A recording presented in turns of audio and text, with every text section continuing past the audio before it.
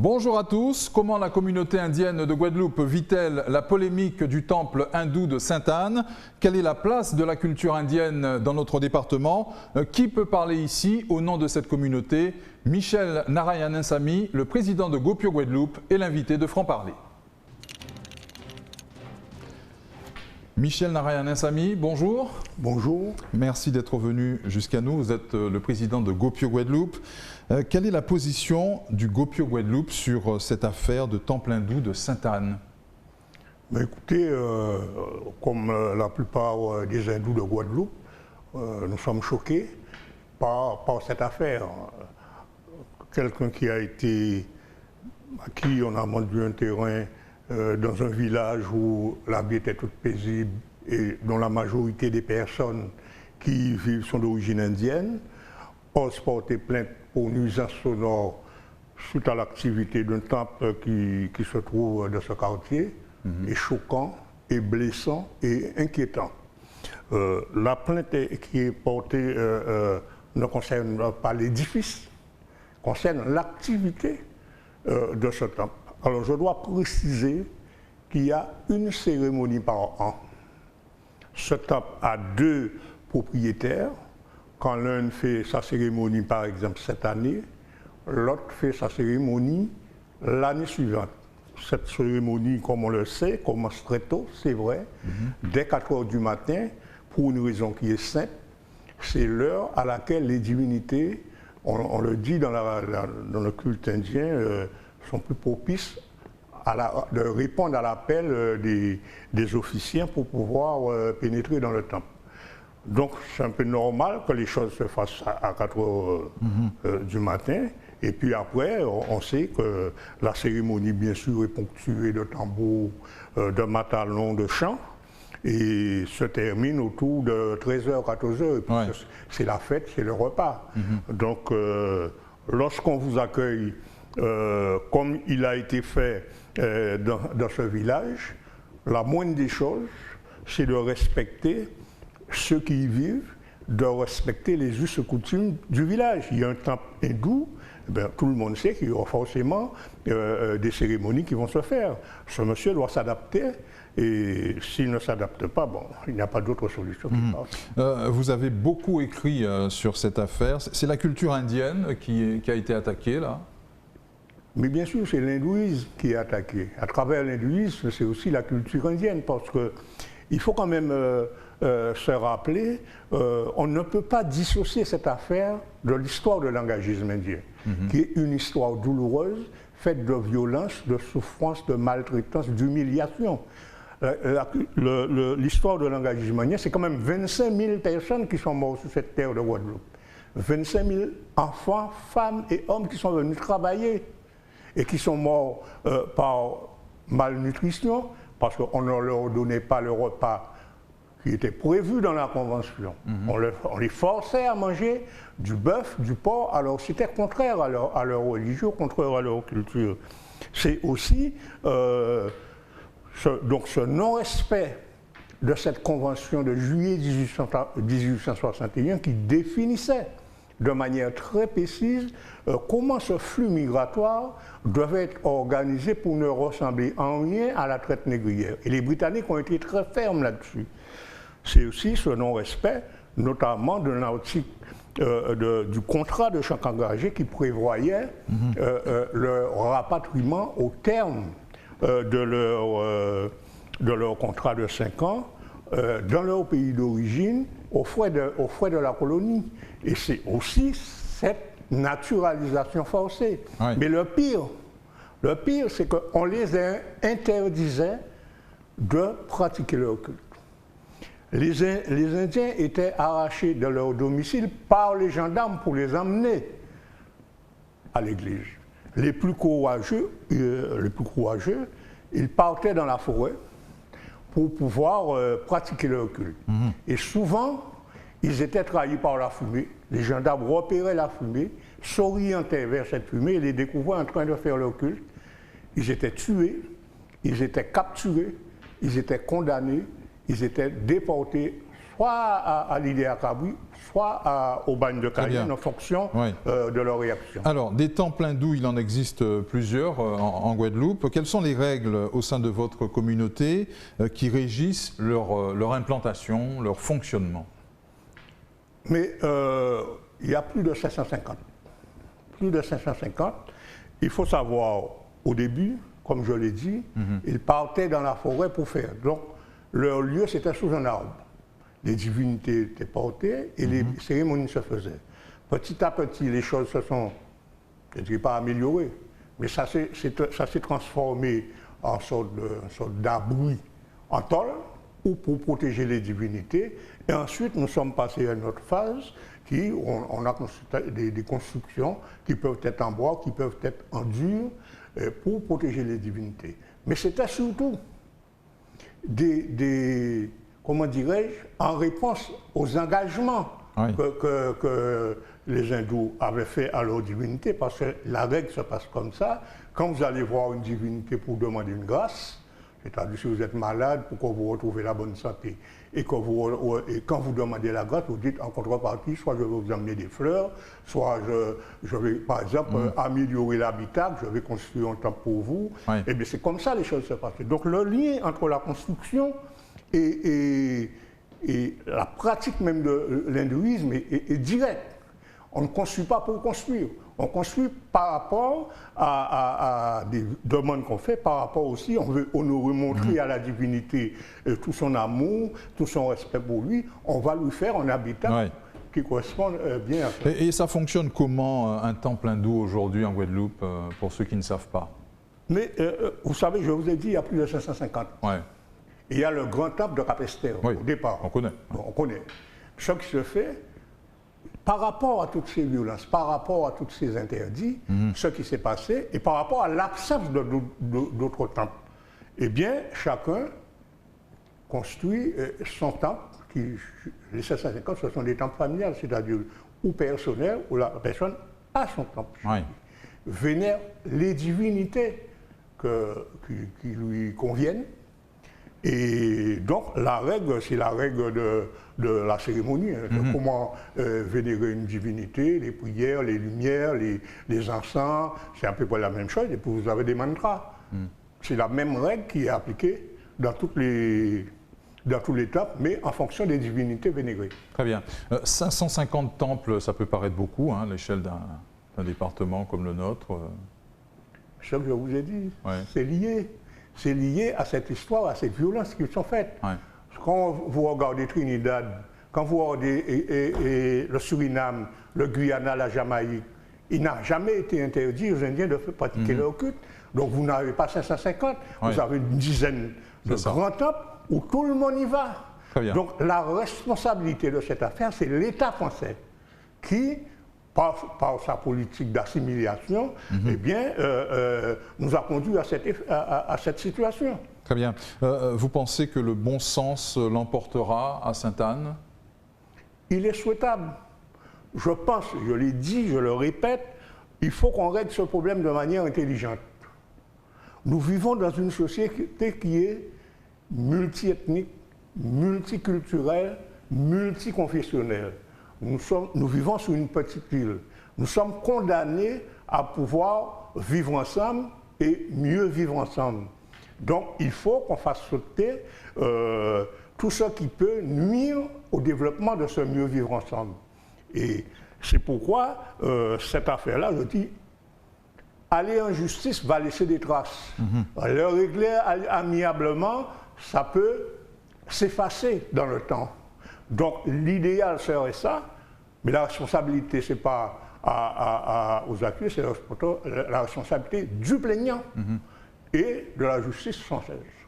Donc on le souhaite, on le pense, mais c'est pas, la responsabilité, c'est pas... Vous prenez donc l'apaisement dans cette affaire, l'apaisement? Oui, au niveau du GOPIO, nous avons une ligne de conduite, c'est chaque fois qu'il y a un problème, c'est d'essayer de le régler de manière intelligente pour qu'il n'y ait pas de traces, pour qu'il n'y ait pas d'animosité, pour que tout le monde puisse s'y retrouver ensemble.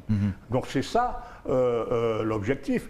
Mais nous ne sommes pas maîtres du jeu, il appartient aux acteurs, principalement la personne qui a porté plainte, de voir. Moi je pense comme beaucoup, que si l'affaire se poursuit, il va se mettre la Guadeloupe à dos.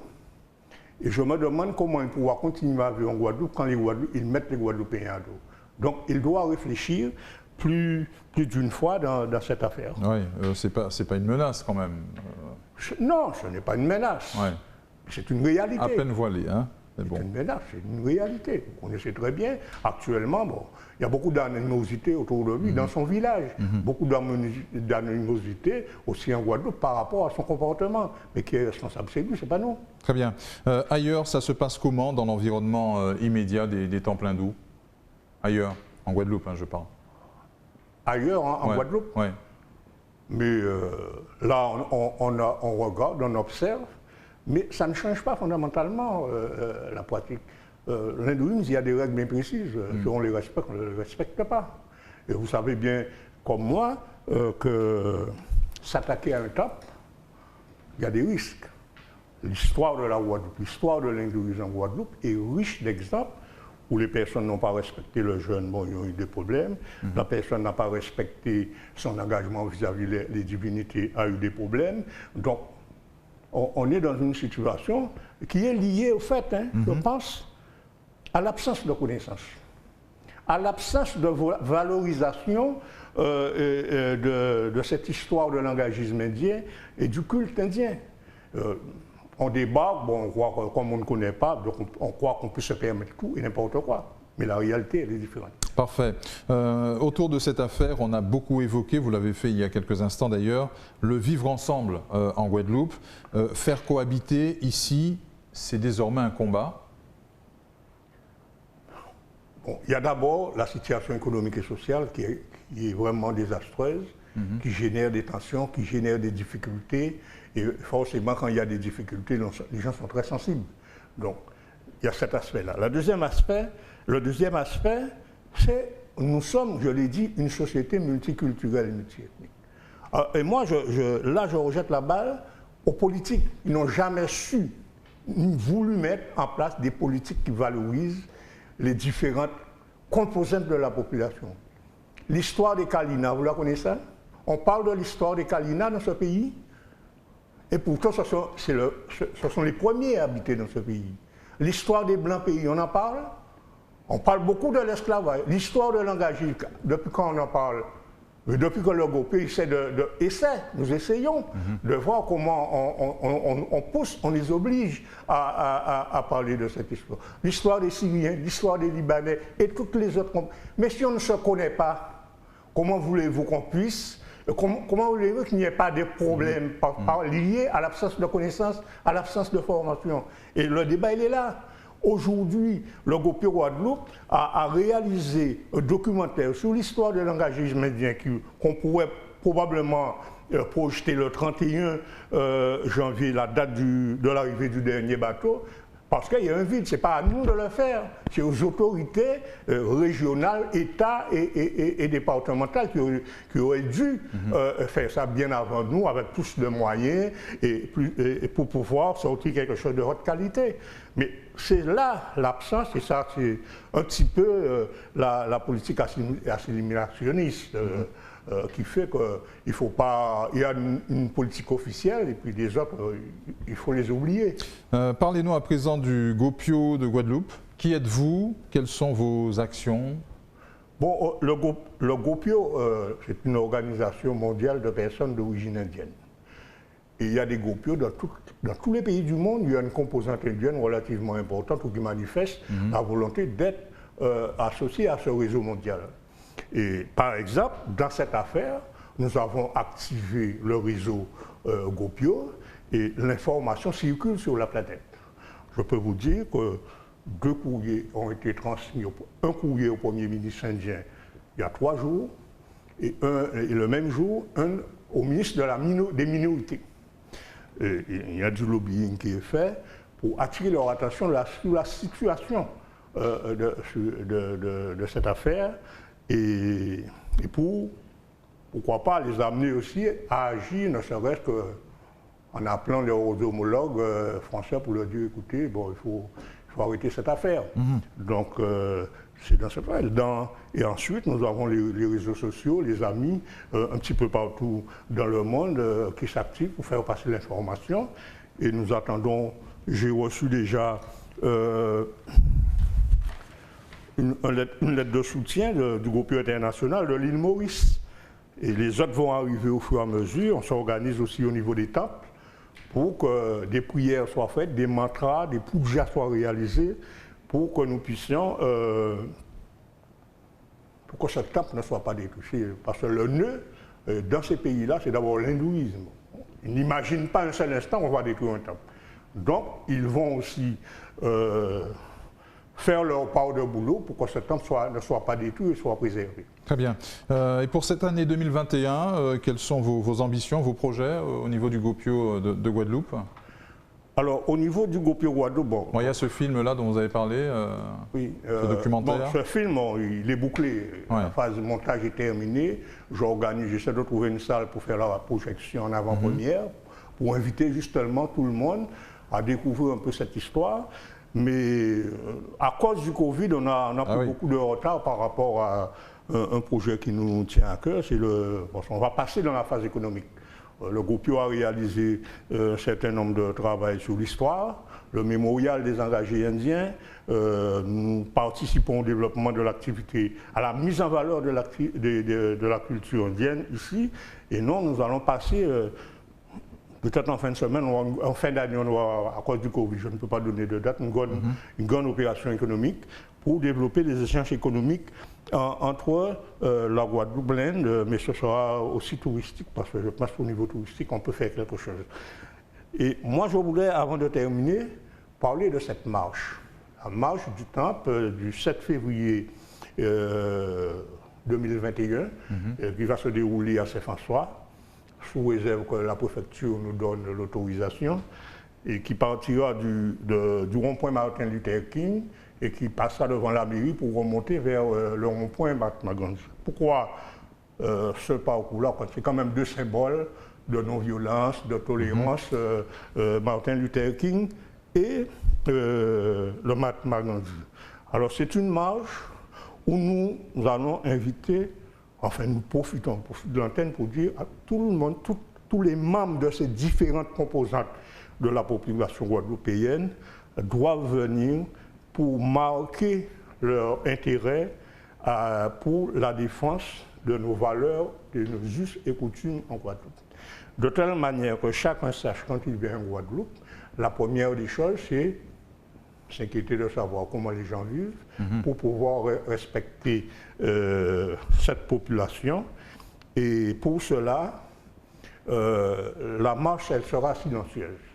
Elle sera silencieuse parce que je pense que nous aurons des personnes, des marcheurs de toutes ces composantes.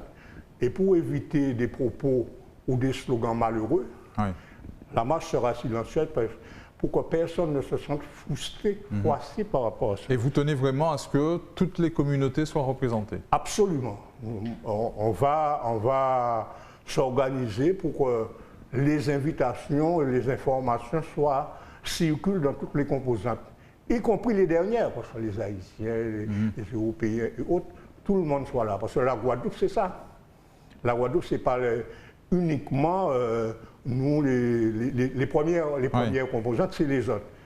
De telle manière que nous puissions former un mouvement de masse pacifique, où chacun se respecte, chacun apprend à se connaître, et pour que nous puissions enfin développer ce mieux vivre ensemble qui bat de l'aile pour des raisons économiques. Notamment, les gens sont frustrés, les gens sont fatigués, les gens sont inquiets, et donc ça crée des tensions, ça crée des animosités. Il faut qu'on continue à rebâtir. Rendez-vous donc le 7 février sous réserve de l'autorisation de la préfecture. Absolument. Parfait. Michel Narayanasamy, j'y arrive. Merci d'avoir répondu à nos questions et d'être venu sur le plateau d'Éclair TV. Merci à vous et j'espère que vous serez là le 7. Nous verrons. Merci à vous. Merci de nous avoir suivis. On se retrouve très vite sur Éclair TV pour une nouvelle émission Franc Parler.